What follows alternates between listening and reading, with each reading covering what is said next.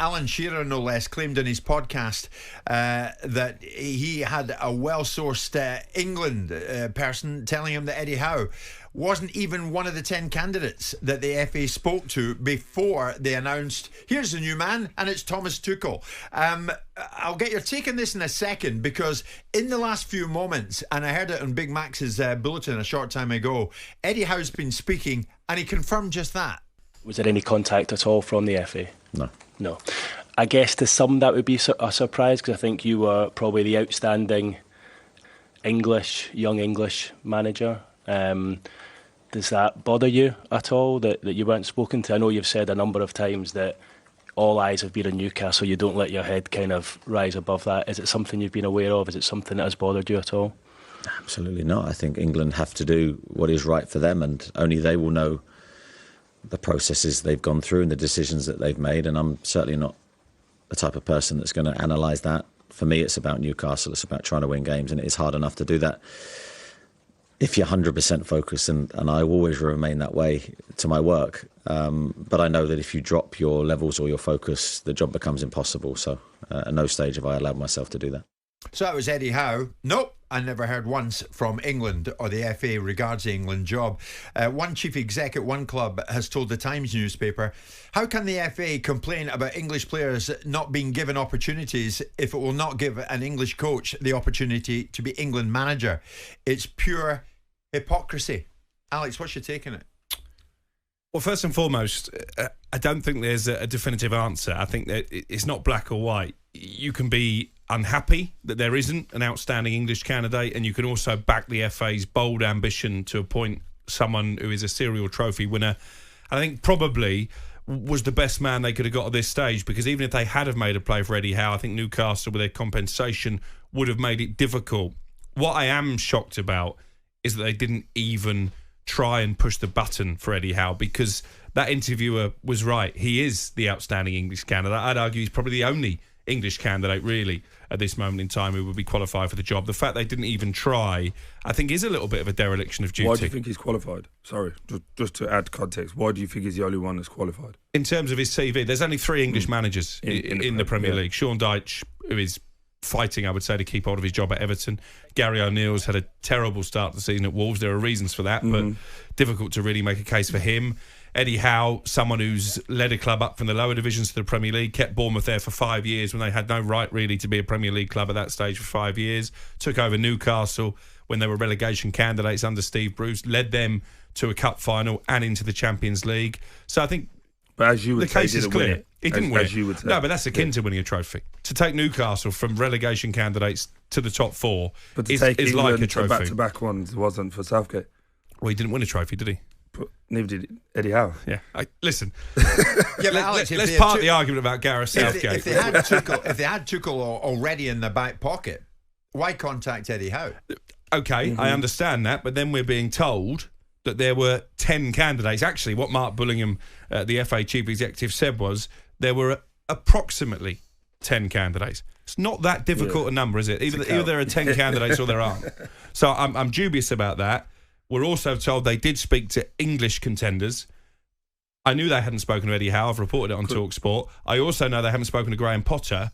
So who are these mystery English candidates they've spoken to? Could they argue they spoke to Lee Carsley about it and that ticks the English box? Maybe. Essentially. Doesn't equate to 10 though, does it? We know they made a play for Pep Guardiola. You could argue it ticked the Irish box with Lee Carsley as well. There you go. I think it's poor they didn't try for Howe. You think they should have gone all the way for Howe? Not necessarily all the way, but I think he should have been a contender.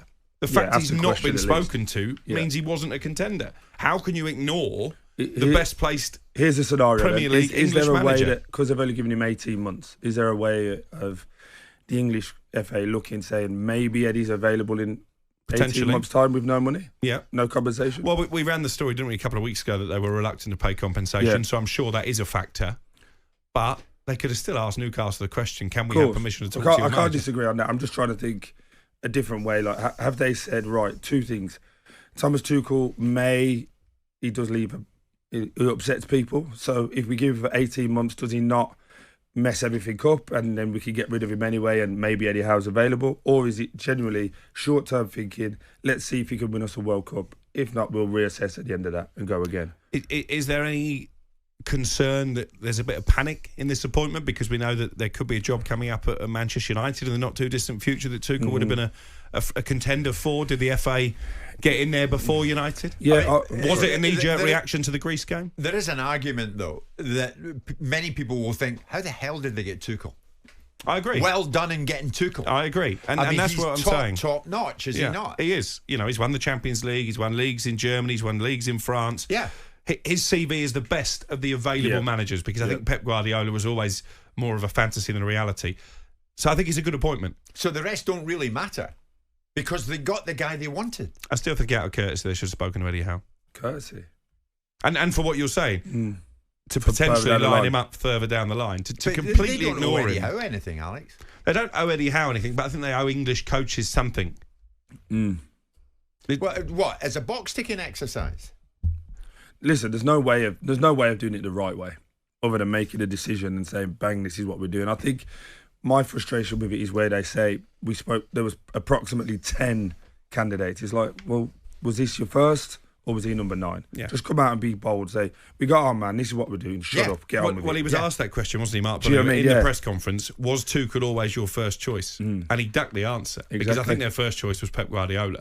But that was never really going to happen. That's everyone's first choice. Yeah, but getting him to this. That wasn't a reality. I think Tuchel's a great appointment. You know, I think he's been there and he's got the T-shirt. He doesn't guarantee success for reasons that we talked about. This is going to be a difficult World Cup for England to win. But I do think if he was in charge of those 2 European Championship finals that Gareth had, he'd have at least won the first one. I mean, Gary Neville, for what it's worth, is saying, I do think we're damaging ourselves accepting that Thomas Tuchel is better than any of our other English coaches. Is it honestly? Is it really? Damaging in what way? They got the man. I disagree that it's damaging as well, because as a young coach or aspiring manager, which I am at the moment, I look and say, well, he's failed a few times and he's still got the big job. So it's good to know that you can fail along the way. Yeah. I think everything now, everyone wants it to be a seamless trajectory to just being win, you get a big job. It's not kind of how it works. I take it you're absolutely having Thomas Tuchel. Yeah, I am. I like the appointment. I like the time. I think the 18 months is good. Get to assess what he's like. Yeah. We still don't know what he's like at international level. So, yeah, a lot about it is good value for money in terms of a deal. Incidentally, before we leave this subject, Ederson's been talking and Pep has come into the conversation. Manchester City's Brazilian goalkeeper speaking to TNT Sports Brazil. City is a very well-structured club, well-managed, great directors, great CEO, lovely. Then he says, I believe the club already has the next manager in mind. The day Pep decides to leave, they will try to follow the same line of work. Do you think they have, Alex? I think they'll have a fairly good idea. You know, if you look at the speed in which they've appointed a new sporting director, that's the way that these organisations should be operating. They should have a contingency plan. I feel that Ruben Amorim, because of his relationship with Hugo Viana, if Pep does decide to leave at the end of the season, at the moment, City seem fairly confident he will sign at least a new one-year deal. I think he'll be part of the conversation. There's talk of Xabi Alonso as well. They're going to get a top-class replacement for Pep Guardiola. Absolutely. Yeah. A lot of text coming in, primarily from Newcastle fans. There's Ash. Good morning to you, Ash. I'm glad that Eddie wasn't asked. In Eddie Howe, we all trust at Newcastle United. And Eric, who's a Kidderminster Harriers fan. Good for you, Eric. I wonder if Eddie Howe is an outside bet to manage Manchester United at some stage then. It's not a terrible shout, that, because obviously Dan Ashworth is there. You would love that. He worked under Ashworth at Newcastle, so he'll be aware just how good a coach Eddie Howe is. And I would love that. You would. I think he's more than qualified to go and take one of the top jobs, and I include England in that. Had they appointed Eddie Howe and not Tuchel, I wouldn't have been disappointed. Do you think the general conception would have been like around the world, like everyone would have been happy? I think it's mixed. I think if they went for an English appointment, most people would acknowledge that Howe was the outstanding candidate. Well, the international break is over. Thomas Tuchel is in situ now with England. That is all done. Jim White and Simon Jordan. Monday to Friday mornings from 10 on AM, on DAB, via the talkSPORT app and on your smart speaker. talkSPORT.